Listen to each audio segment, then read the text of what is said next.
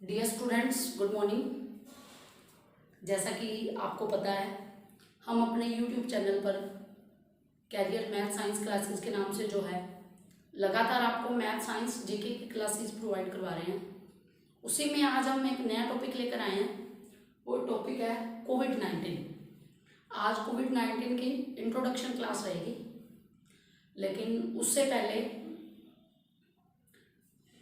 मैं चाहती हूँ कि इस कोविड-19 की लड़ाई में जो सबसे बड़े लेवल पर सबसे ज़्यादा देश की सेवा में लगे हुए हमारे डॉक्टर साहिबान, हमारे पुलिस कर्मचारी और हमारे सफाई कर्मचारी और जो भी अपनी भूमिका निभा रहे हैं, उन सब का बहुत बहुत धन्यवाद। और मैं चाहती हूँ कि हम सब मिलकर इस लड़ाई में अपना सहयोग दें। तो ज़्यादा समय ना लेते हुए हमें क्लास स्टार्ट करनी चाहिए।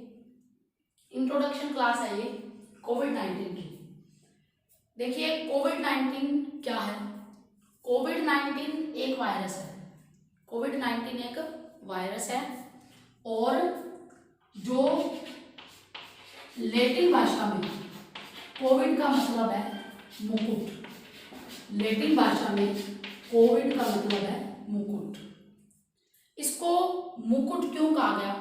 क्योंकि इसकी जो संरचना है वो, यानी कि ये जो दिखाई पड़ता है, इसकी संरचना है वो मुकुट जैसी है और इसके चारों साइड जो कांटे की तरह इसके चारों साइड इसके कण हैं, इस वायरस के कण इसके चारों साइड वो इस तरह से लगे हुए हैं जैसे किसी मुकुट की शेप होती है। इसीलिए लैटिन भाषा में इसका नाम क्या है? नाम नहीं, इसका अर्थ क्या है? मुकुट। इसके बाद हम बात करें ये शुरू कहां से हुआ, यानी कि सबसे पहले चीन के वुहान शहर से। चीन के वुहान शहर से दिसंबर 2019 को पहला नोवेल कोरोना का केस पाया गया। चीन के वुहान शहर से पहला नोवेल कोरोना केस दिसंबर 2019 में पाया गया। और इसके बाद देखो, नोवेल कोरोना जो इसे कहा गया पहले, वो क्या कहा गया? Novel corona. लेकिन जो WHO है, WHO क्या है? World Health Organization. World Health Organization, विश्व स्वास्थ्य संगठन। विश्व स्वास्थ्य संगठन, पहले मैं आपको बताना चाहूंगी कि इसकी स्थापना WHO की 7 अप्रैल 1948, 7 अप्रैल 1948 को WHO की स्थापना हुई। और जो इसका हेडक्वार्टर है, अभी इसका हेडक्वार्टर कहाँ है? Geneva, Switzerland. कहाँ है इसका headquarter? Geneva, Switzerland. Geneva, Switzerland में इसका हेडक्वार्टर है और इसकी स्थापना हुई 7 अप्रैल 1948 को।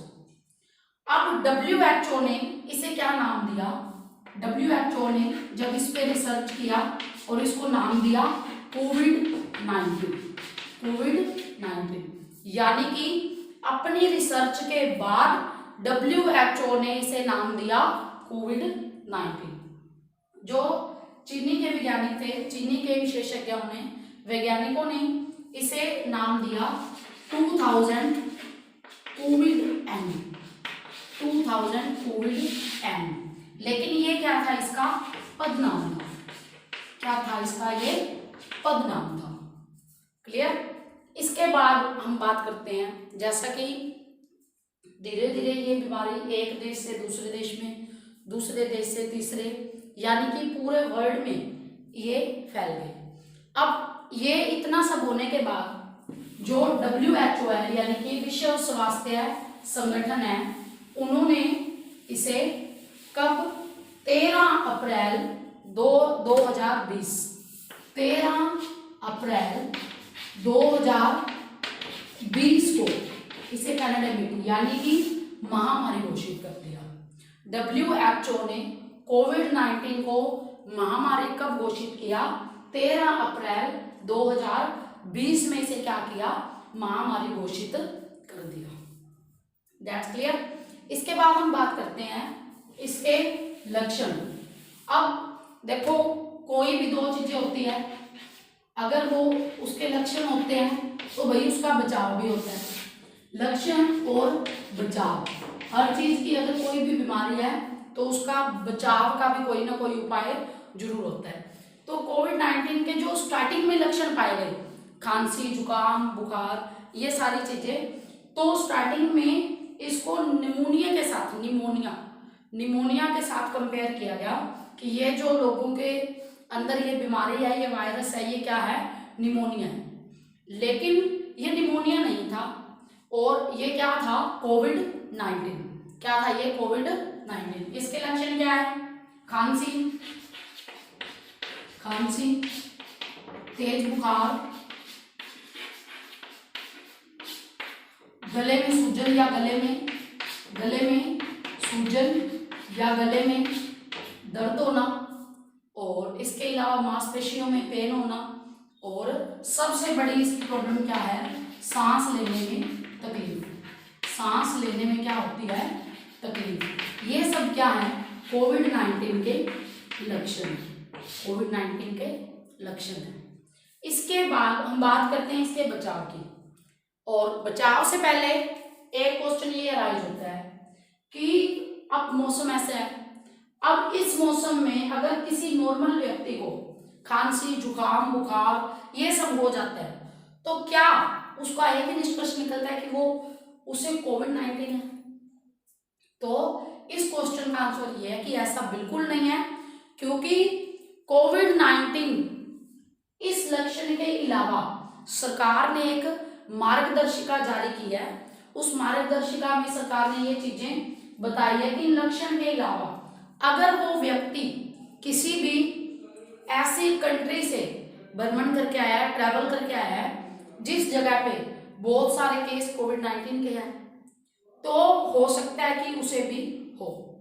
सेकंड कंडीशन ये है कि अगर कोई कोविड-19 का मरीज है, कोई इस रोग से ग्रस्त है, तो वो अगर इस प्रकार के किसी व्यक्ति को मिल के आता है जो जिसे कोविड-19 की शिकायत है, तो उसे भी हो सकता है।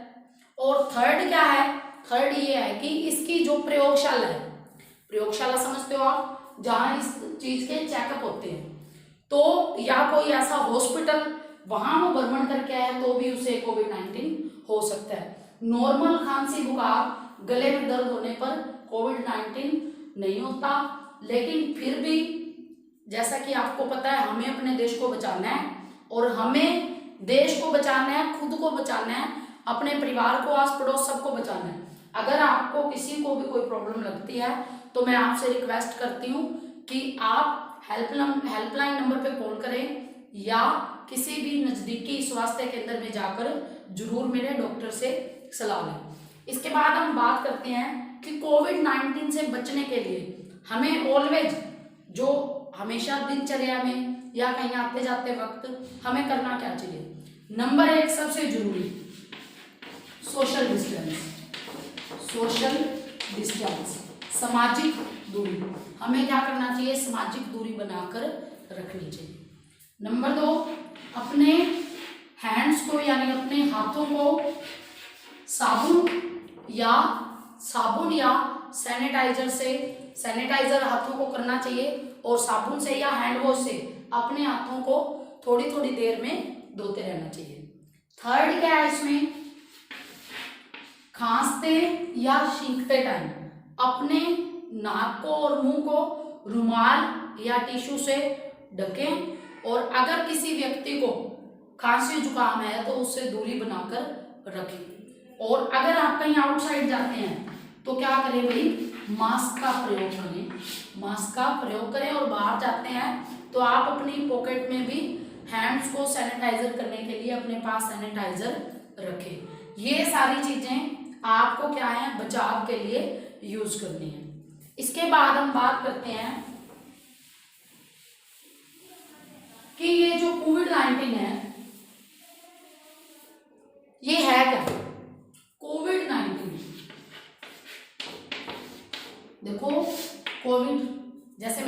बताया कि पहले इसका नेम क्या लिया गया स्टार्टिंग में, नोवेल कोरोना, क्लियर। लेकिन रिसर्च के बाद बताया गया कि ये क्या है, कोविड-19। एक सार्स नाम का वायरस, सार्स, पहले ये जो कोविड होता था, कोरोना होता था, ये सिर्फ जानवरों में पाया जाता था। पहले ये फर्स्ट टाइम नहीं आया, पहले भी ये काफी बार ये वायरस आ चुका है, इसकी जनरेशन है। लेकिन जो कोविड-19 है ये क्या है, पहले जानवरों में पाया जाता था और फर्स्ट टाइम ऐसा हुआ है कि ये इंसानों में आया है। और जो सार्स इसी SARS-2 कह सकते हैं आप, क्योंकि ये सेकंड टाइम आया है, ये वायरस इसके अंदर पाया जाता है। अब बात करते हैं हम कि जो पहले जो था ऐसा रिसर्च में पुष्टि की गई है, ऐसा बताया गया है मार्गदर्शिका में जो भारत सरकार द्वारा जारी की गई है, उसमें ये चीजें बताई गई है कि जो पहले वाला था वो ज्यादा घातक था, पहले वाला ज्यादा घातक था और उसके कंपैरिजन ये क्या है, वो ज्यादा। देखो वैसे तो कोई भी बीमारी, हमें किसी भी बीमारी को अनसीरियस कभी लेना ही नहीं चाहिए, क्योंकि जो बीमारी होती है वो घातक ही होती है। सेफ्टी यूज करना हमारा पहला कर्तव्य है, लेकिन इतना बड़ा डरने वाली बात भी नहीं है। अगर हम सब मिलकर सेफ्टी यूज करते हैं तो इससे बचा जा सकता है, क्लियर। तो यानी कि जो इसमें इसकी जो घातक दर पाई गई है वो क्या है, 2.3%, 2.3% क्या है, इसकी घातक दर पाई गई है। और इसके अलावा अब ये बच्चों और बुजुर्गों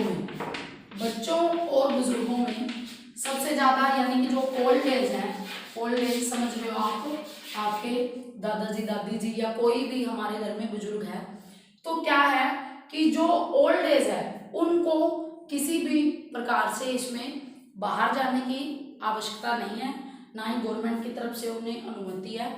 अपना घर पे रहें, सावधानी बरतें, क्योंकि उनको क्या है इस चीज से दुगना खतरा है। ओल्ड एज से प्रभावित जो लोग हैं उनको क्या है, इससे ज्यादा खतरा है। और 18 साल से कम उम्र के बच्चों को, 18 साल से कम उम्र के बच्चों को, या आपका यूं कह सकते हैं जो बहुत ज्यादा छोटे बच्चे हैं उनको क्या है इसमें ध्यान देने की ज्यादा आवश्यकता है।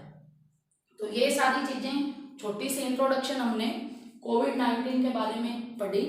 अब हम इसकी क्लास कंटिन्यू करेंगे, और जिन स्टूडेंट्स ने या कोई भी फ्रेंड है कोई ऐसा हो जिसने चैनल को सब्सक्राइब ना किया तो प्लीज चैनल को सब्सक्राइब करें, वीडियो को लाइक करें, शेयर करें, और किसी भी प्रकार की अगर आपको कोई प्रॉब्लम है तो कमेंट में जरूर बताएं। Thank you very much.